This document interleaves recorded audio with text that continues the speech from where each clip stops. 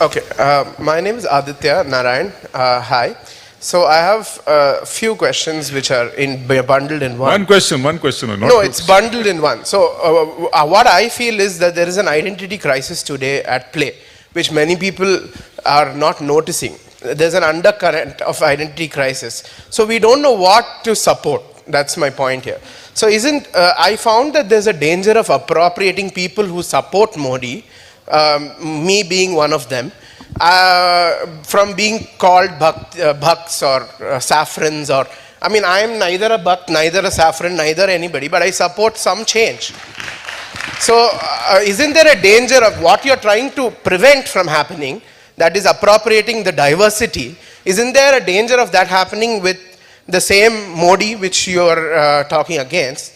And to quote Thomas Babington Macaulay, who was the famous Britisher behind Macaulaysm, he said that there is a liquidation of indigenous culture, that is Indian culture, which is necessary. So coming to the point of revolution, isn't that an evolution of devolution which India is going through, in your terms? I didn't get your question actually. What you have said. नहीं, एक minute, जो आप क्रांति मानते हैं वो अराजकता मान भी सकते हैं ना? An anarchism, in the words of Joker, he said, no, introduce an anarchy. No. There is a confusion, I am telling you. First of all, I am not revolutionary and I don't demand any revolution. I am unemployed and I want employ. I face discrimination, so I want equality. I can see, I can observe injustice in the society, so I want justice. I never said for the revolution. I always try to endorse the preamble of this constitution. We the people of India. We the people of India. If we the people of India and we are unemployed, we are uneducated, we are facing discrimination in the name of religion, in the name of having something, in the name of wearing something, in the name of to marry someone, this is the discrimination. If we want to establish a good, best nation, we have to follow the idea of equality. And if demanding equality is revolution, yes, we need revolution and I am revolutionary.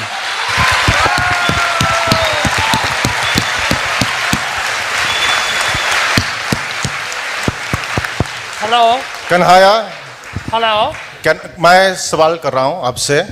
पहली बात यह है कि मैं किसी सियासी जमात का रुकन नहीं हूं, तो एक गैर जानिबदार शख्स होने के नाते मेरा यह आपसे सवाल है। हम लोग सब, आपको मालूम है, सामीन के रिएक्शन से आपको मालूम है कि जो आप जद्दोजहद कर रहे हैं, पूरी हिमायत हम कर रहे हैं, लेकिन हमारे दिल में एक गैर जानिबदार शख्स होने के नाते हमारे दिल में कुछ खौफ है, कुछ शुबा है। और आप जिस तहरीक और जिस नज़रिए से हमदर्दी रखते हैं, दूसरे ममालिक, और 3 मिसालें देता हूँ, चाइना, नॉर्थ कोरिया और साबिक सोवियत यूनियन। आप जमहूरियत की बात कर रहे हैं, इंडिया अभी भी एक जमहूरी मुल्क है। Please make the question short. जमहूरी मुल्क है। आप जो जिस तहरीक से हमदर्दी रखते हैं, तारीख गवाह है कि जब भी आप लोग इक़्तिदार में आते हैं, जब तख्त पर बैठते हैं तो जमहूरियत बाकी नहीं रहती है। तो वो खौफ हमारे दिलों से कैसे निकालेंगे आप? This is very classical question कि if you are saying Lal Salam, it means you are a communist, and being communist, you cannot support democracy. This is very common perception. First of all, for me, if I say Lal Salam, it means I am supporting the idea of revolution. And the great revolutionary Bhagat Singh, he said Inqalab Jindabad. And Inqalab is translation of revolution in Urdu. So what Bhagat Singh is saying, Inqalab Jindabad, that is the same what when I am saying Lal Salam. One thing. And second thing, with Lal Salam I always say Jai Bhim. When we say Jai Bhim is the idea of Baba Saheb Bhimrao Ambedkar.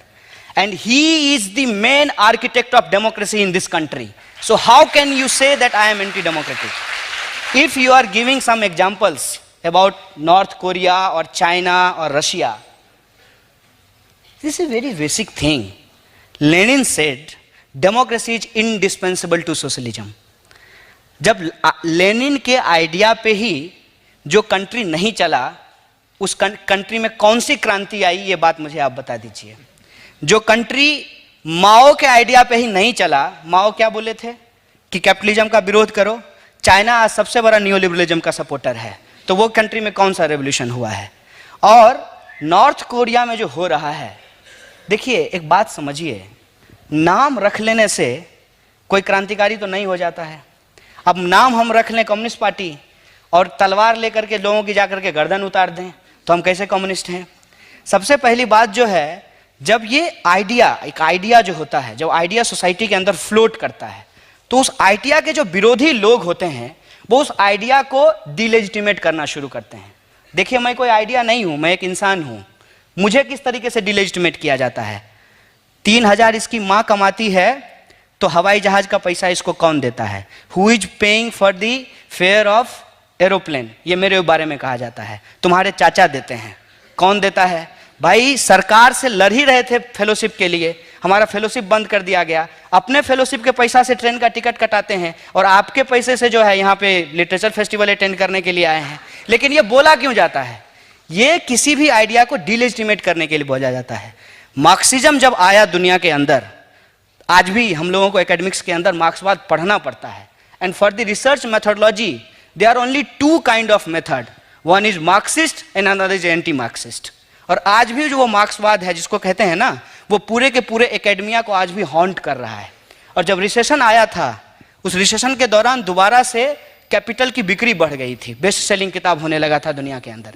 तो वो जो एक idea था, उस idea को बदनाम किया गया। और सही कहा सर ने, उस वक्त तो फेसबुक था नहीं कि एनडीटीवी के बैन के खिलाफ हम लोग पोस्ट लिखना शुरू कर देते। उस समय तो नॉलेज जो है उसको और ज़्यादा हेजोमोनाइज करके रखा गया था, इंफॉर्मेशन को और ज़्यादा हेजोमोनाइज किया गया था।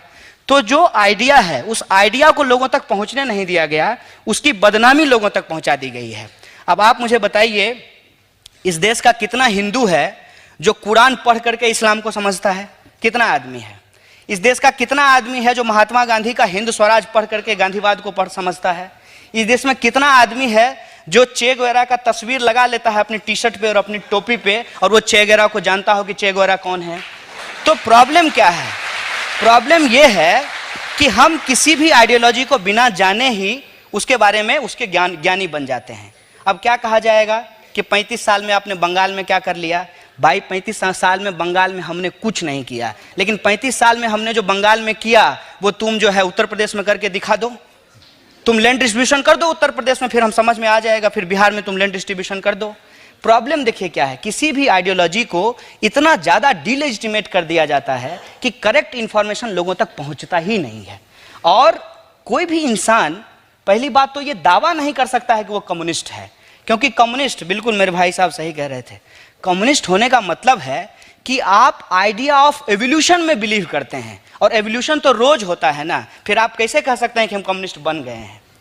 अगर आप किसी भी चीज को ट्रांसफॉर्मेटिव स्टेज में देखते हैं, डायलेक्टिकली देखते हैं, तो 5 मिनट पहले जो आप थे, 5 मिनट बाद वो नहीं है। अच्छा, तो कोई भी इस तरीके का आइडियोलॉजिकल स्टेग्नेशन तो नहीं कर सकता है। This is last submission. Ideological stagnation तो नहीं कर सकता है। इसका मतलब ये है कि किसी का भी ये दावा करना कि मैं कम्युनिस्ट हूं, सबसे गैर कम्युनिस्ट स्टेटमेंट है। और कोई भी इंसान जो ह्यूमैनिटेरियन नहीं हो, डेमोक्रेटिक नहीं हो, वो कम्युनिस्ट तो कतई नहीं हो सकता है।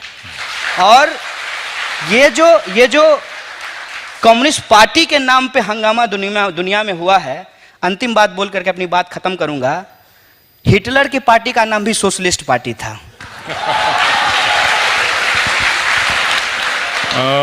Sorry. It's a complete wrap-up. You have overshot by several minutes. It's your fault. You asked questions that made him speak for 10 minutes. So I'll just end by saying, first of all, a great thanks to Kanaya, but also all of us need to remember what the wonderful Marxist scholar E.P. Thompson said, that revolution is ultimately a ritual political behavior from below. And this will continue to happen from below. This ritual of political behavior that seeks change, that seeks transformation, that seeks a completely new society will continue to happen, but it needs triggers. And here is one trigger sitting here. And thank you very much, Kanal. Thank you. सवाल पूछते रहिए, जवाब मिले ना मिले, आपके समय में जवाब आए ना आए, अगले जनरेशन को जवाब बहुत मिलेगा। बहुत बहुत शुक्रिया आप लोगों का, बहुत बहुत शुक्रिया।